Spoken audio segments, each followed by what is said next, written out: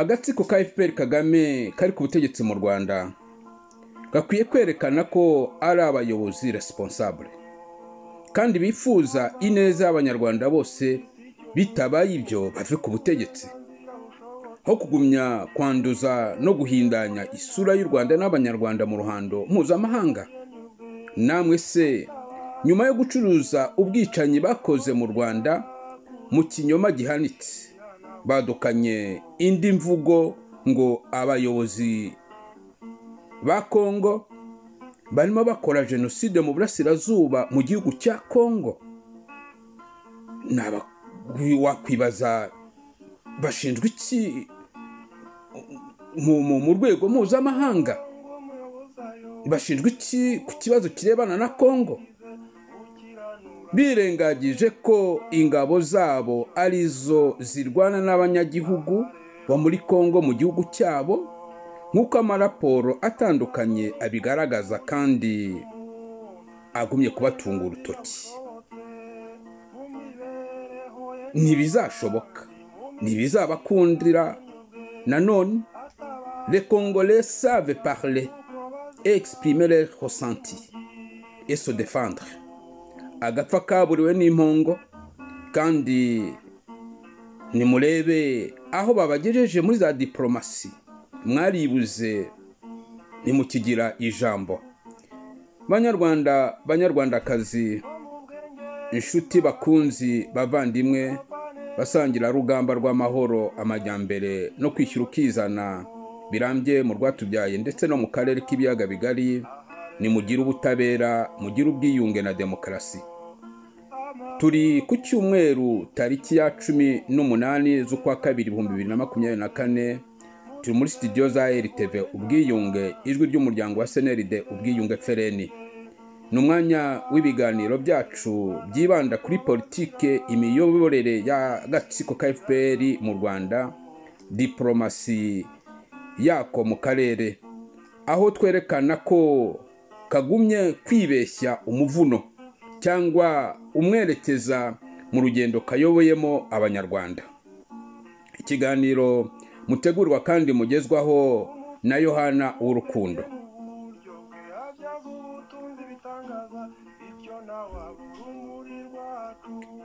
Banyarwandakazi, banyarwanda, nshuti zacu, namwe abumva ururimi rw'ikinyarwanda, twongeye kubaha ikaze muri RTV Ubwiyunge. Kubana natwe, kubana namwe n'iby'igiciro kandi birashimishije. Gufatanya natwe mu bikorwa byo gukebura, kwamagana, guhugura ndetse no gutunga urutoki ibitagenda byose, ari nako dutanga umuganda wacu wo kubaka u Rwanda akarere katubereye twese, aho buri wese yibona mu bikorwa no mu bitekerezo, mu ngamba zifatwa kubw'ineza ya buri wese no guharanira icyagirira buri wese akamaro, maze akabaho neza uko yifuza kandi ashoboye mu kwishyira akizana mu bikorwa bye, akunganirwa uko amategeko abitegeka kandi abiteganya, atabogamiwe, adahungeswe, nta kumurenganya. Muri iyo ntumbero kandi dukurikije ibyo twumva kandi bivugwa tubona, cyane cyane byanduza kandi bihindanya u Rwanda n'abanyarwanda, aho kubaka ubutwari, ubumuntu, ububanyi n'ubuturanyi kandi byarangaga biranga u Rwanda n'abanyarwanda. Twitandukanyije n'ibikorwa byose bihungabanya uburenganzira bw'ikiremwa muntu, ibikorwa byose byirengagiza amahame mpuzamahanga agenga ibihugu, ibikorwa byose bihonyanga amateka n'amategeko agenga abantu, ibintu ndetse n'ibihugu, bikorwa n'agatsiko ka FPR Kagame mu karere k'ibiyaga bigari.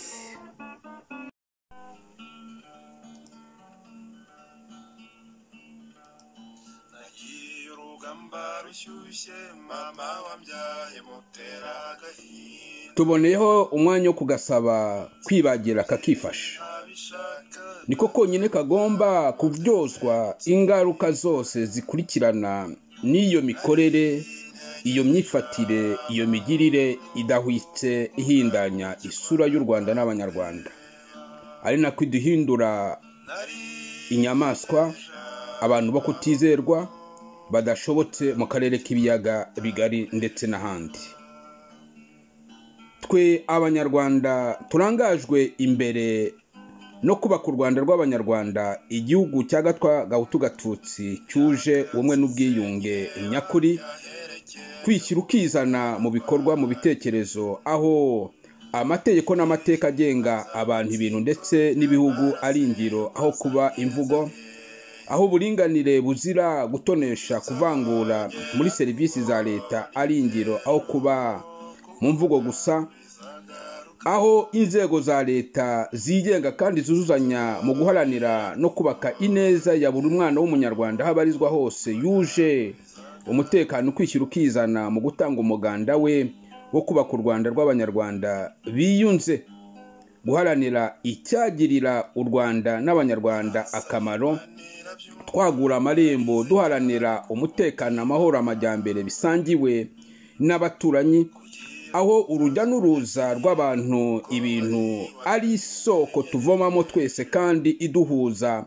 mu mudendezo wubatse ku bufatanye n'ubuhahirane buzira uburyarya n'amacenga, aho twubaka icyizere cy'ejo heza huje imibereho ibereye buri wese, ari intumbero irangaje imbere ubuyobozi bw'akarere ubw'ibihugu bikagize, byubakiye ku bumwe mu bikorwa, gutahiriza umugozi umwe nta mbereka uko yasa kose. Niyo mpamvu twamaganye n'imbaraga zacu zose iterabwoba n'uburyo bwose bukoreshwa n'agatsiko ka FPR mu kuyogoza akarere no kujagajaga akarere k'ibiyaga bigari.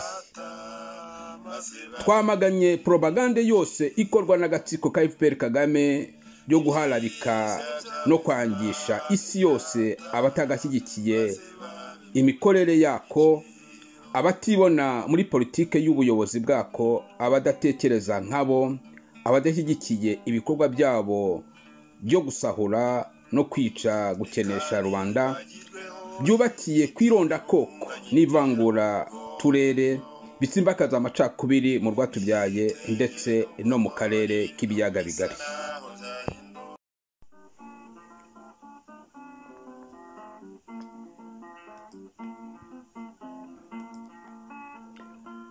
Twamaganye twivuye inyuma kwiyobagiza no guhonyanga amategeko n'amahame mpuzamahanga yubakiyeho imibanire n'imikorere y'ibihugu no kuyobora abaturage bikorwa n'agatsiko ka FPR Kagame. Twamaganye ubutegetsi bwica abanyarwanda, bubakenesha, bwabafashwe bugwate, bubateranya n'abaturanyi none bakababaye mu kato mu bwigunge, dore ko n'ubundi twadutuye kure y'inyanja, none nta buhumekero dusigaranye kubera agatsiko na politike y'ikinyoma y'iterabwoba, umwigisha w'inzangano, ivangura n'amacakubiri biyogoje u Rwanda n'akarere.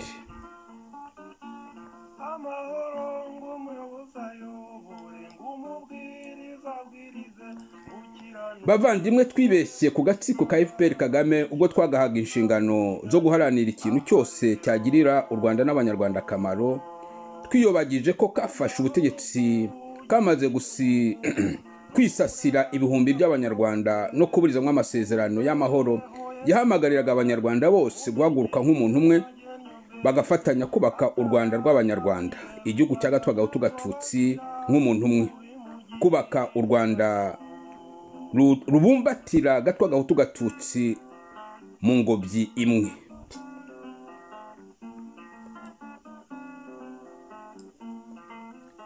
Ubwo kaburizagamo amasezerano y'amahoro n'ukwanga ubumwe n'ubwiyunge, buringanire muri serivisi, kubahiriza amategeko, kwishyira ukizana mu muryango nyarwanda, ahubwo gafite umugambi wo gutsimbakaza akarengane, gutonesha, kwikanyiza, kwikubira, gukenesha rubanda, babaka ibyabo babuze ijambo no kubayoboza inkoni ishyushye inyoboka ku ngufu.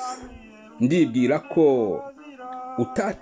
utaca burundu impamvu zo zitera ubuhunzi, utsimbakaza akarengane, gutonesha byubatse ku ivangura ry'amoko n'uturere, uharanira inyungu za bamwe abandi ubamarira ku icumu, ubabuza uburyo n'ubushobozi aho batuye.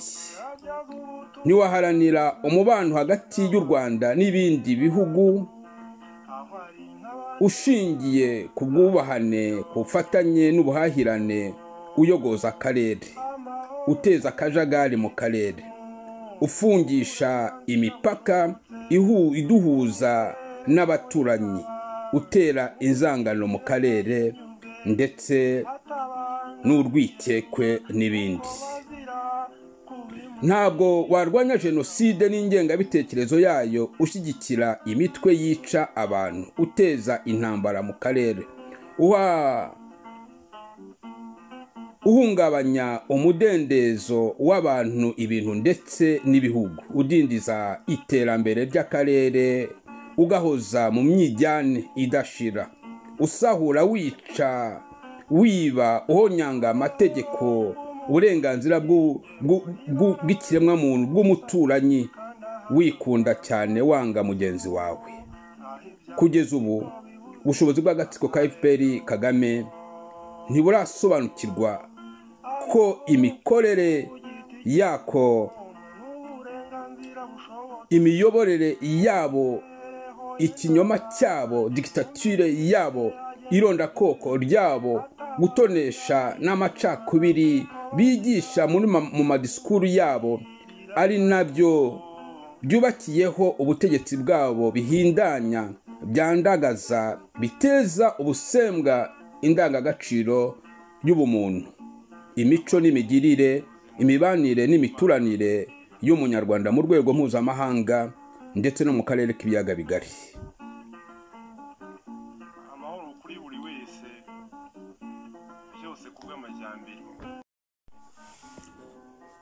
Baracyakora nk'abari mu ishyamba, aho bashaka kwemeza amahanga impamvu bagurutse, impamvu barwana, bafashe imbunda, ko bari guharanira uburenganzira bwabo, ko baharanira kubaho kwabo n'ibindi n'ibindi.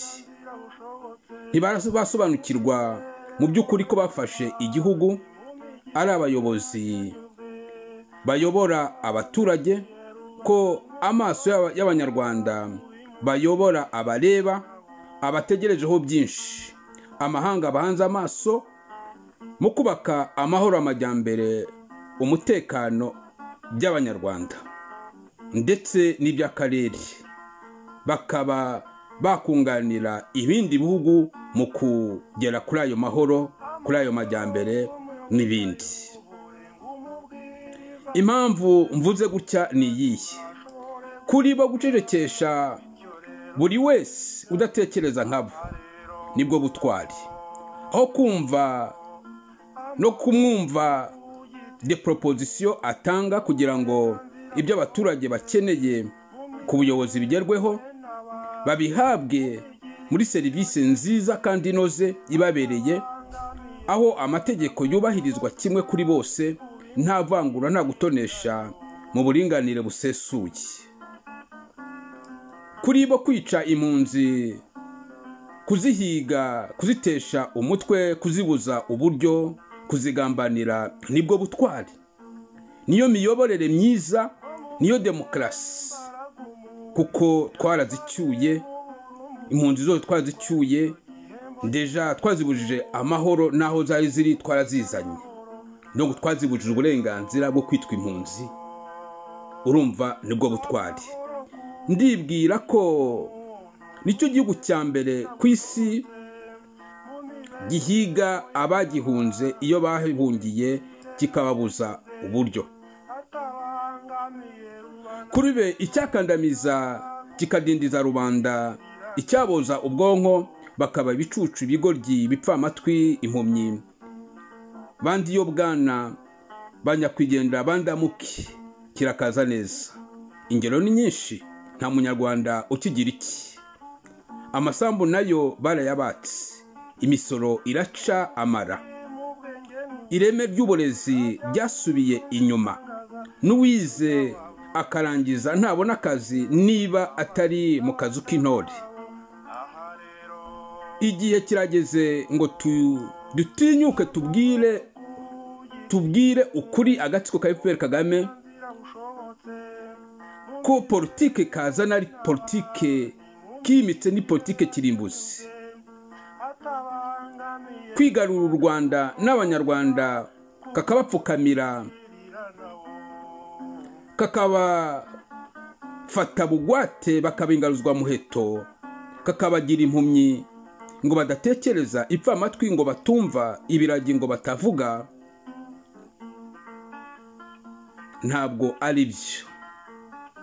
Twebwe rero twiyemeje kuvuga ukuri kubohora, ukuri kubaka, ukuri gukangura, buri wese akamenya ko afite uburenganzira bwo kubaho nk'uko abandi babaho. Guceceka si cyo gisubizo. Gukanguka tugaguruka nk'umuntu umwe tugasaba uburenganzira bwacu bwo kubaho nk'abandi, dans respect réciproque, nibyo byazatuma tubaho uko dushaka kandi mu bwisanzure. Imana izadufasha. Bakundwa kandi inshuti zacu, ibiganiro byacu tubirangirije kuri iyi nkuru ivuga ko mu nama ya Afurika iherutse kuba Addis Abeba muri Ethiopia, Kagame niwe perezida wenyine winjiranye n'abamurinda igitigiri. Byerekana ko afite ubwoba cyangwa hari icyo yishinja mu kuyogoza Afurika. Aho yinjiye yikandagira, ndibwira yaza kuba nkanjye, nabireka nkareka kuba igikoresho cy'abamatsi ibihugu, ahubwo nkaba igikoresho cya Afurika cyo guharanira icyateza Afurika imbere. Kandi ngo M23 yarashe ku kibuga cya Goma, aho yangije indege zitwara ibintu n'imizigo kubera Fashi yanze kuramutsa Kagame ubwo bari bahuriye muri Ethiopia. Kandi intambara irakomeje mu burasirazuba bwa Kongo, aho M23 RDF bagumye kwicwa bavuga ko batazi icyo barwanira, dore ko ari abanyarwanda batashye nyuma bagahatirwa gusubira kurwanira muri Kongo. Murakoze mwe mwabanye natwe, ibiganiro byacu na gasubira. Tubasabye kubisangiza abandi. Mwari muri kumwe na Yohana w'urukundo kuri RTV Ubwiyunge, ijwi ry'intwarane za CNRD Ubwiyunge FRN. Murakoze.